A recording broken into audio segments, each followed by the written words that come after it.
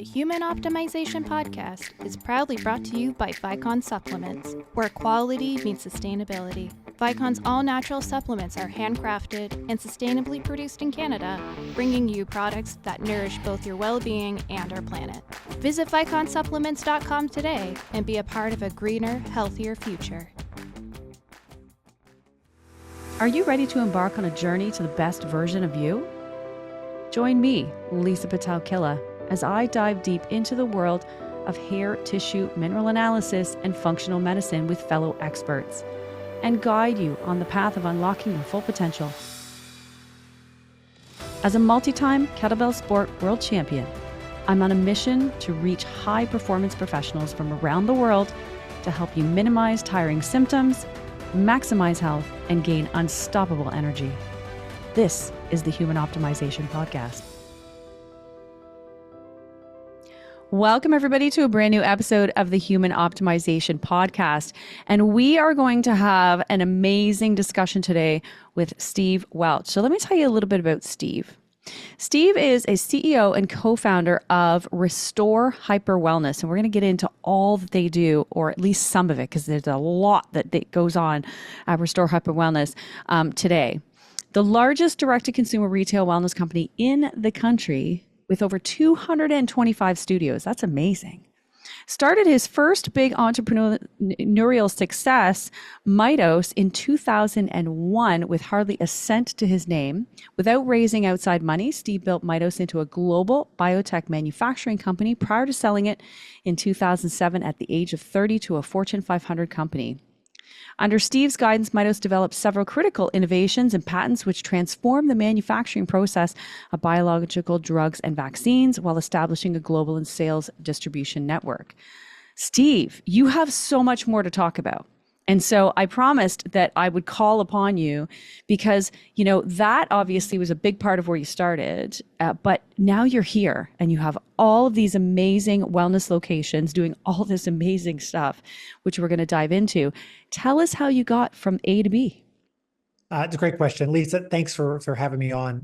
Yeah. You know, I've always invested in things that I was passionate about. That's just kind of my rule of thumb. If I'm going to spend time and energy on something, I got to be passionate about it. Restore really came about. A little bit more of my background is I after selling Mitos, which was a great run, I started a venture capital firm with a couple other entrepreneurs that had big exits. The company was Dream It Ventures. And at Dream It, through a series of events about a decade ago, we were the second most active healthcare investor in the country. We were, again, small. We were writing $50,000 to $500,000 checks, but we were seeing tons of stuff go on in the space. And in that experience, it became clear that the consumer was moving in a totally different direction than the healthcare system. The healthcare system, you know, again, you go back 20 years and you ask open-ended questions about healthcare, the consumer would say, doctor, pharmaceutical, hospital. That's kind of what the consumer associated with healthcare. About a decade ago, you started to hear them say things like nutrition and preventative medicine and exercise. And it was clear that they were thinking about healthcare in a way that was different than the traditional healthcare system. And that's really where Restore was born out of, that understanding that there was a need emerging in the marketplace for somebody that, or a company really to step in and help people in their wellness journey by helping them while they're healthy. You got totally different. You know, the healthcare system was set up in America. We have the best healthcare system in the world. If you have cancer or heart disease, we're awesome. We don't really have a system though that's set up, hey, I'm healthy and I just want to stay healthy. That's just not what it's designed for. And the consumer, is your podcast is proof of, there's a huge demand for understanding how to invest in your health today, because they know that's what's going to affect long term. That's what's going to affect, you know, decisions I made when I was in my 20s. From a health standpoint, were absolutely terrible. Okay, I may have been running a biotech company, but I had the worst decisions. I was working 80 hours a week. I was eating McDonald's twice a day. I was eating Dunkin' Donuts every morning. And, you know, I looked healthy, but I'll even share with you my journey here is I was actually not healthy. And when you started to do my blood work, you realized I was not healthy, even though I looked skinny and fit. You know, and I think, you know, part of the reason I'm passionate about what we're doing here at Restore is I don't think I'm alone. I think there are many people in this country that are living their lives. They feel like they're doing the right things, but then all of a sudden they hit their 40s and like, man, I used to have more energy, or I used to not have these aches and pains. And at Restore, we're really trying to help those people on that journey. Amazing. And so let's dive in, because there's so much that goes on at Restore. I checked out the website, and I mean, between red light therapy, infrared sauna, IV drips, you name it, cryotherapy. So I want to talk and just kind of start off, because I think there's about 9 elements of hyper wellness that you consider. And so let's identify those to get started. Yeah, and those elements of hyper wellness a lot of those are things that have nothing to do with our studios. For example, you need rest or sleep. I mean, that is 100%. The CEO of Aura Ring, a guy named Tom Hale, one of my favorite lines, he basically says, he describes the advantages of sleep and said, if I could give you that drug, would you take it? And the answer is absolutely. I mean, it's an amazing drug in of itself. Community. The reality is the data will tell you those that have community in their lives, those that have relationships in their lives, they are going to do much better than those that don't. And if you surround yourself with people that are focused on health, you're going to have better outcomes than if you surround yourself with people that smoke. That's just the reality of the world. And then we get into things that you can affect in the studio, things like cold therapy and heat therapy, nutrition, hydration, oxygen. The oxygen, every metabolic process in your body requires oxygen, every single one. So what we've really done is, I think we've built out a system to help our clients when they come in, depending on their needs. Everybody's different. I think the other challenge we've had in this healthcare system is we tend to treat everybody the same, like kind of one size fits all. And the consumer, that's just not true. There's just, in health, there are so many more variables than almost everything else in life. The human body has 37 trillion cells. Each one of those has their, has DNA. There's so many variables that everybody reacts to different therapies in a different way. And what we're trying to do is help people with different options and figure out what works for them to accomplish their goals. Amazing. Amazing. And so let's talk about one of the more popular, I want to say, injections on the market, Ozempic, right? Yeah. And I mean, there's lots of weight loss drugs, but that's obviously the one that's really hit the media maybe the last 2-3 years, maybe even going back a little bit longer when you think about semaglutide. Let's talk about Ozempic and some of the benefits to it, but then also some of the other things that need to be considered. Is this a healthy option for people to achieve their goals? Yeah. Now, I'm going to start out. I am an engineer by training. I am not a doctor. So you have some amazing guests on this that have much better credentials to talk about this than me. So I like the preface, I know where my strengths are, and I'm not a doctor. So with that said, semaglutide has been around for a long time. It's certainly, we now have seen amazing evidence that this helps clients reduce weight, improve heart health. We actually now know that the studies will show it improves heart health. It obviously helps with diabetes. There are certainly concerns with it as well, though. And I think, this is where, as a society, we've gotten ahead of ourselves, and maybe we're just a little too good at marketing sometimes. The Instagram crowd and the influencers, kind of deemed it the skinny shot. Right. And I think that was a mistake. I think that really hurt kind of the value of the product, which I think is immense, because it is designed for people that are trying to lose weight. But like any weight loss, whether you're in any program, there's not one thing that's going to help you lose weight. And I think what we have done well at Restore, and what we've done to design our program is, yes, we do have a semaglutide or a tirzepatide as part of that program. That is an option. It's not always an option. I mean, we have other programs that don't require that.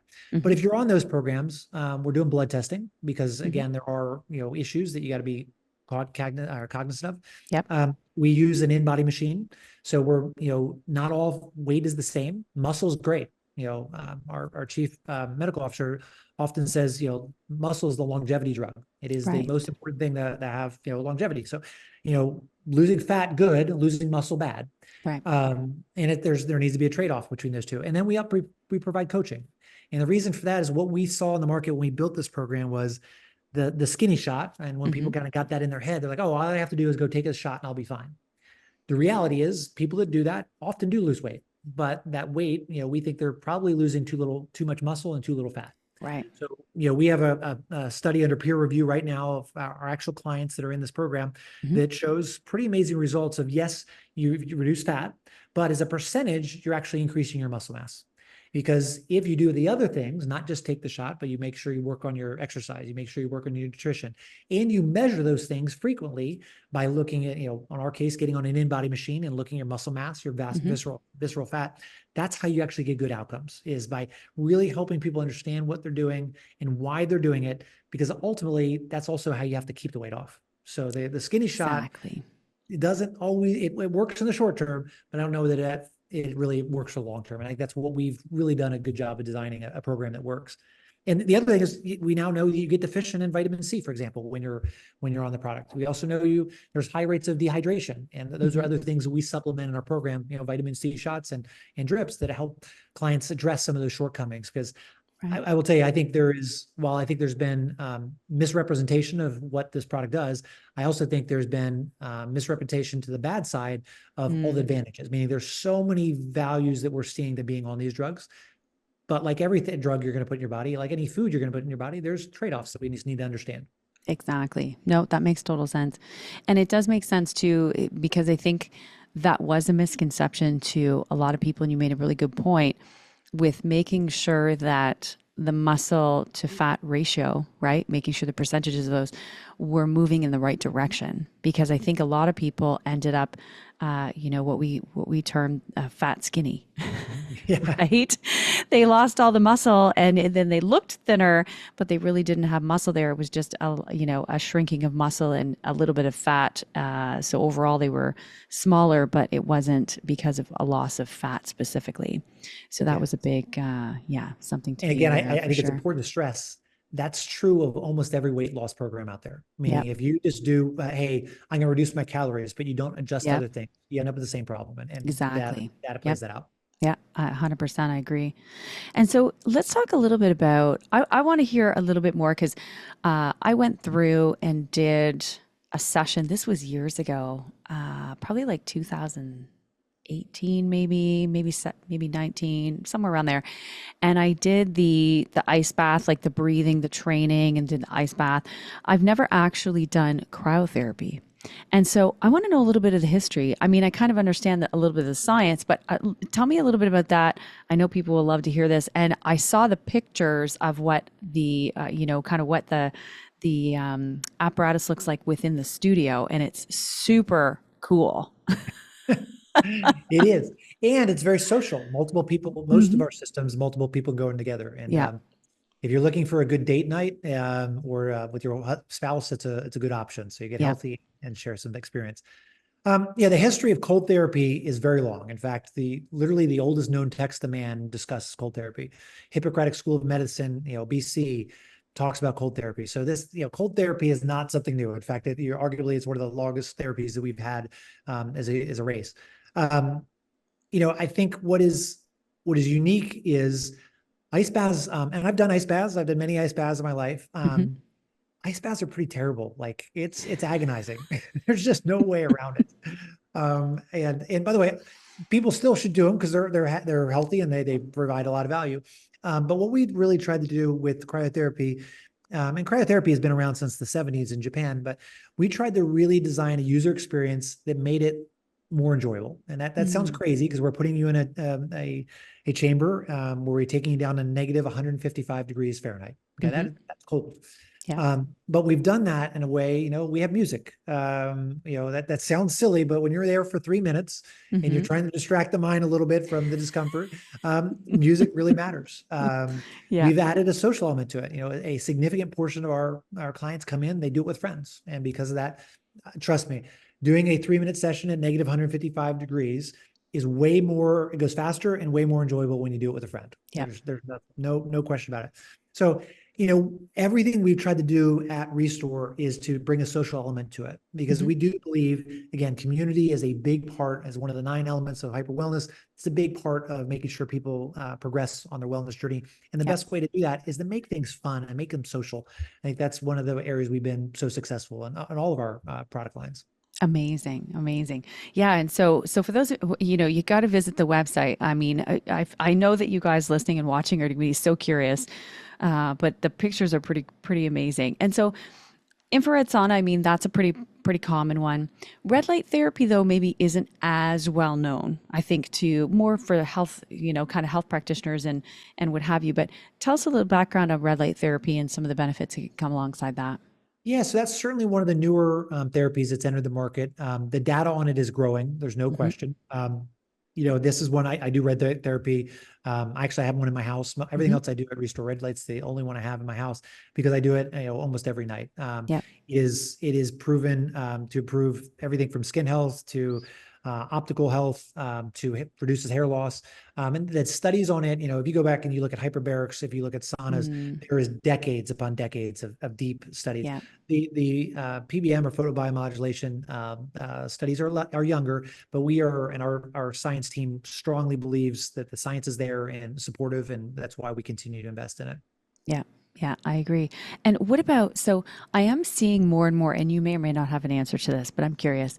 So I am seeing more and more people converting some of even the light bulbs in their lights inside their home to red lights. So then in the evening, they're getting that red light exposure. Is this a similar effect, or are we just kind of like, that's pretty, but it's not really going to do anything? I can't comment on, I don't know. That's a great question. Okay. And now I'm very curious. I will tell you what I do know about the science. The distance you are from that light is a exponential function, which means makes sense. If you move further away 1 foot to 2 feet, it's an exponential function. So a light 10 feet away is going to have diminishing results pretty drastically. Is my guess. That makes total sense. Okay, and let's talk about too. I mean, I think we're talking about health issues, especially major ones, and we'll get into a few of them. IV drips can be really imperative and really helpful. I mean, you already mentioned one with regards to vitamin C, obviously with the Ozempic semaglutide, right? Tell me about the IV drips and some of the ways that people can use those too. Yeah, again, this is where every person is unique, and what we've done a good job is let us understand what you're trying to address. Like just go get an IV for the fun of it, that's great. But really what you want to say is, hey, here's what you start out with, what am I trying to accomplish in health? And then let's build to that based on your own personal needs. So, right now, 80% of Americans, but the best estimate, walk around dehydrated. Okay. Yep. That's a problem because, your body needs almost, again, every metabolic function requires oxygen. And also many of them, almost all of them require water. Yep. So increasing hydration is something that alone makes people feel better. And then the micronutrients that you put them in, really dependent on what you're trying to accomplish. I think one of the things I did really well when I turned a little bit before 40 was I went and did a micronutrient test and saw all the things I was deficient in, and I was deficient in a lot. And then I added those things back. Some of them, I added through a pill, but the reality is as we get older, oral supplements, you get less absorption over time. That is 100% true. And the problem is you don't really know what your absorption rate is. Right. An 8-year-old has incredible absorption rate. An 80-year-old, almost always pretty terrible absorption rate. The idea of an IV is you bypass your intestinal system. So you get that absorption directly into the bloodstream.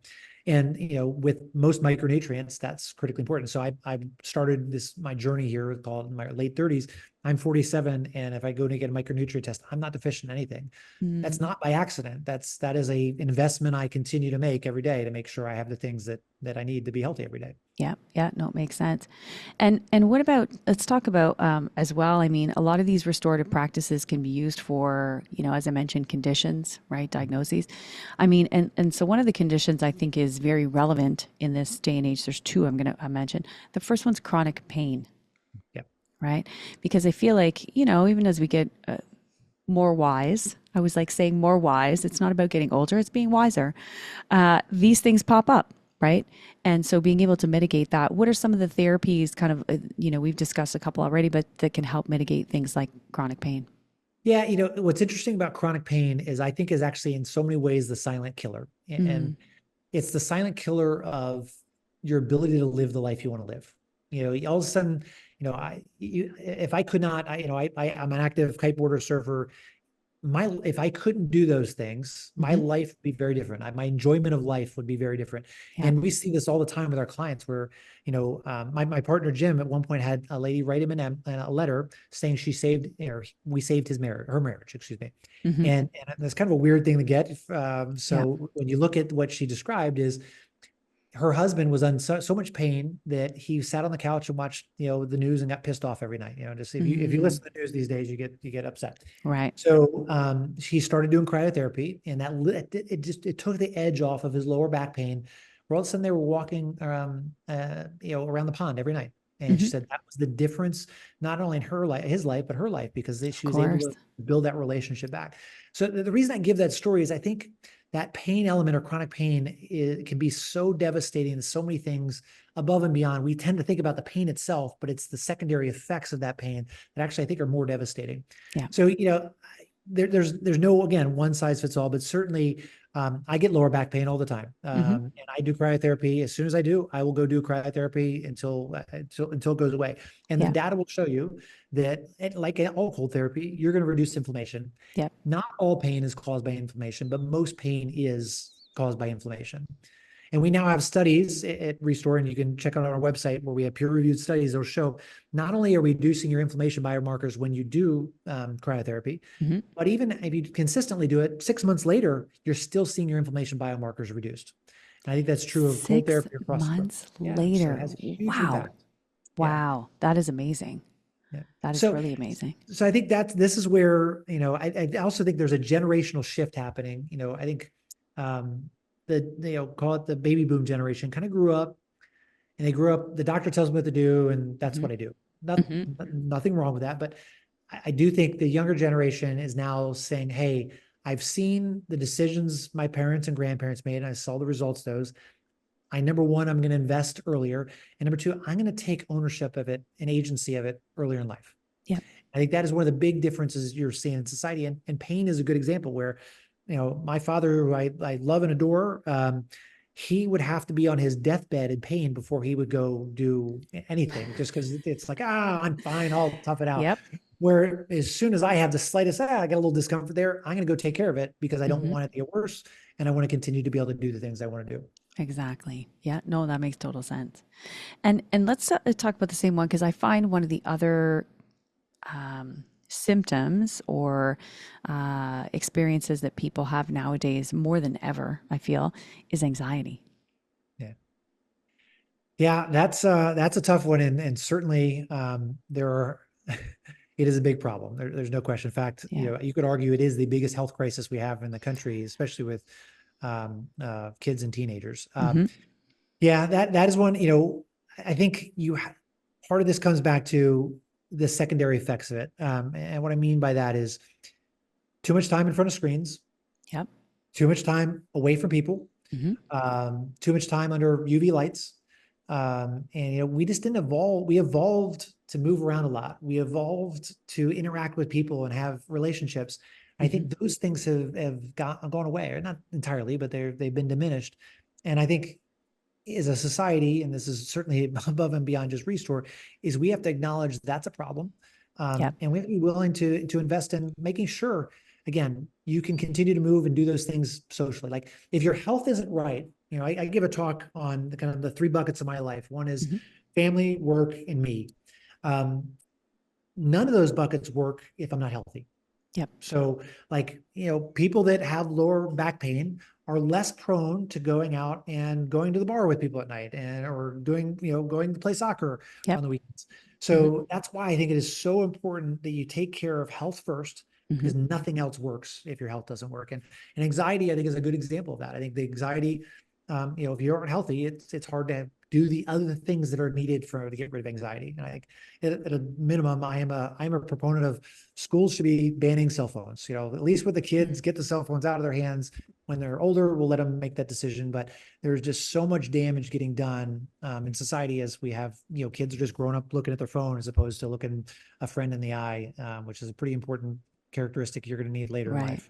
Yeah, no, I agree 100%. And I mean, we can't deny also just even the phones and the EMFs and all. That's like a whole other discussion about what that looks like, right? So you don't sleep with the phone underneath your pillow? No, oh my gosh, no. Wi-Fi goes off at night, phone's in airplane mode. Yeah, no, because that's like, yeah. And so sleep's next on my list, because we're talking about some of the adjustments. Like, let's talk about some of the adjustments people can do every day. Simple things, right? I always like to keep things simple, right? I learned that a long time ago, and we talk about it all the time, but it's that complexity that people either go in 100% or do nothing. Yeah. Right. It's like I'm all in or I'm not doing any of it. It's like it doesn't have to be that way. There can be simple, easy things that you can do. And like you said, sleep is one of them. Like that's the most important part. You can't focus. You wake up, you haven't slept, you have a headache, you're tired, things hurt. Like it's just, you can't function like that. Right. Yeah, Yeah. I think the challenge for people is how do you build your tool set? How do you Hmm. build the things you need, the framework, if you will, for your own health? And everybody, again, this is where everybody's different. I have friends that run it late at night, and they love it, and they swear by it. They Yep. think it, and they'll show and prove to me that leads to better sleep. If I run after 7 o'clock, my sleep is, first of all, it takes me longer to go to sleep, and my sleep is not as good. So one of the things, one of the reasons like Aura and Apple Watch, but if you haven't seen the Aura Yep. Ring or used it, Yep. amazing product. Yep. One of the reasons I think it's so amazing is you can see what works for you. Right. And because everybody again is going to be different. So for my own, kind of construct is, I exercise, I try to almost always exercise before 1 p.m. because I know that affects me. I do turn off the computer and the phone at least an hour before I'm going to go to bed. I shouldn't say I try. I'm certainly guilty of not always doing that. But those We are try. we all try. We try. I actually listen. I can't sleep in silence. Again, some people can't sleep with noise, but Yeah. I try to listen to a podcast as opposed to the TV because of the light issue. So I think everybody has to find their own way. And Jim and I just wrote a book called "Restore the Life-Changing Power of Right-Away Wellness," and the idea was that give people kind of tricks that other people have worked for other people. It is the reason it was such a fun project is we took our existing clients and we said, what works for you? That's the basic premise. And then we put those together in a book and everybody is so different. And sleep is one, I think there's probably the most variation. When you hear sleep, there's certainly some things we all agree upon, darkness but there are other things that people absolutely will debate. One of the neat things is if you do wear a ring, and we have when we do our coaching, we challenge people to look at what happens when they drink late at night. Okay. And put that in your tag. Because what you find, the first thing people realize, oh God, man, it really affects your sleep when you drink late at night. Yeah. Yeah, absolutely. And what about, so there's I always hear a debate, so I'm curious, just your opinion is, wearing an Oura ring at night or whatever, apparatus to judge sleep, that can disrupt your sleep. How do you feel about that? I have not, I don't know that evidence. I will tell you. Okay. I don't have a good opinion on it. Yeah. But I am an engineer by training, and I believe Yeah. if you measure something, you can improve it. It's hard to improve something without measuring it. Just you're bringing attention to it, you're studying it, and again, I think what is really exciting about the world right now is everybody's doing their own experimentation and learning Yep. about themselves and building their own plans. And I think that's one of the reasons there's a segment of our population that's healthier and later in life than we've ever had. And I think that's going to continue to grow. Yeah, that is, and you know what, you're right, because that I've noticed that too. I feel like people are just in a position where they're more open to trying new things, experimenting, knowing a little bit more about themselves and having more awareness than our, other generations. I think that's the interesting part for sure. And finding out what really works for them rather than worrying about what works for everybody else and then wondering why it doesn't work for them. I feel like that has twisted and shifted. Yeah, I think as a society, in some ways, we're becoming more humble. The amount of things we've learned over time that we thought were true turned out to not be true. Kind of when you see that pattern over and over again, it allows you to take a step back and say, well, let me think through this on my own. Yeah. And I think that's a very healthy thing. I think it's unfortunately, I think there's obviously a diminishment of trust in society. I think that's incredibly unhealthy, and trust in institutions. Right. But on the flip side of that, there is a counter is people are doing their own thinking through problems and solving them, and sometimes often that's a very good thing. Yeah, I agree. And I think it just allows, again, people to look inward, right? Because sometimes that's the last thing that we do, right? We're always looking outwards and wondering, but we're never looking inside and I like how that, your 3 columns, the one was, me. Yeah. Right? Because I feel like that's the missing link in a lot of people's health journeys. It's literally that single column. Yeah, no, absolutely. I mean, you have to find your own happiness. Like I'm a better father when I have, I'm doing things I enjoy as well. So Yeah. the reality is in life for everybody, those are not always in sync. And this is what, we, as even as a family, we try to talk about, like Yeah. there have been times where the work percentage was very low. Right now the work percentage is very high. And I think it's important for my wife and my kids to understand, I understand that's out of whack now, and here's what I'm doing to try to get it under control. But Yeah. until you have that framework to be thinking about those things, and for me, I put goals in each one of those buckets, frequently. That plan that allows me to plan and kind of manage my life. And I think again, doesn't work at all if health isn't there. I agree 100%. Yes. And so before we close off, I'm curious if you have, let's say there's, and we've touched on a lot of things, so this might be a moot point, but just if someone is listening or watching and they need a starting point, right? They're like, you know what? I've had an aha moment. I want to get started. And what would be the first thing that you would say would be one of the most important steps that they could take? Well, shameless plug, you can go to restore.com and buy a book that'll give you a good guide. Yep, right. A good guidebook, of course. And we'll have the link in the description, of course. Yeah. You got to start with knowledge. Exactly. No, I think every process should start, again, my engineering roots here, you start with a problem statement. Like, what am I trying to solve? Yeah. I think in your own life, and I do this not just at work, I do this in my life all the time. Like, what is the problem I'm trying to solve? And then I go investigate what are the solutions to that problem. And what I hope is that Restore will be a tool for many people out there. So we have over 30 locations across the country. And if you're looking to begin or even continue your health journey, saying, hey, this is more important to me. I'm going to stop investing $500 in a bag. I'm going to start investing $500 in myself. Yeah. When you make that decision, go to Restore, take the time, and the hyper wellness rep there will walk you through just kind of a questionnaire, understanding what you're trying to accomplish, and then work with you to build a plan where we can help. And by the way, that plan will include things in the studio that we're selling, of course. But it'll be a lot of stuff that has nothing to do, we can't do in the studio at all. So like sleep, we can't force you to sleep in the studio, but we can help you with, here are the things that will improve your sleep, or to try to improve your sleep. Amazing. Amazing. Yeah. And so we'll have all of the website information. And I was on the website earlier. Again, lots of information on there, like the reviews, obviously, that Steve mentioned, some great pictures. So you kind of get to familiar with the space of like what you're walking into. And then obviously, again, almost 230 locations, right? Like it's all across the US. So, wherever you are, I'm sure that there's one near you. So, awesome. Okay. So reminder, the book is called Restore, the Life-Changing Power of Right Away Wellness. And that actually launched just in May, right? Did it just launch in May? Amazing. So it's brand new on the market. So and it's okay to give it as a gift. I mean, come on, your right? loved ones need the life-changing Father's power. Day is coming. That's right. Right? That's amazing. So so we'll have all those links in the description so that you can easily click on that, find the website, find the book. And Steve, thanks so much for being with us today and sharing all this information, because again, alternative therapies like these some of them are ancient, right? Some of them have been around for so long, but bringing them to the forefront or really allowing people to have an easy way to access them is really, is really amazing. Awesome. Lisa, thanks so much for having me.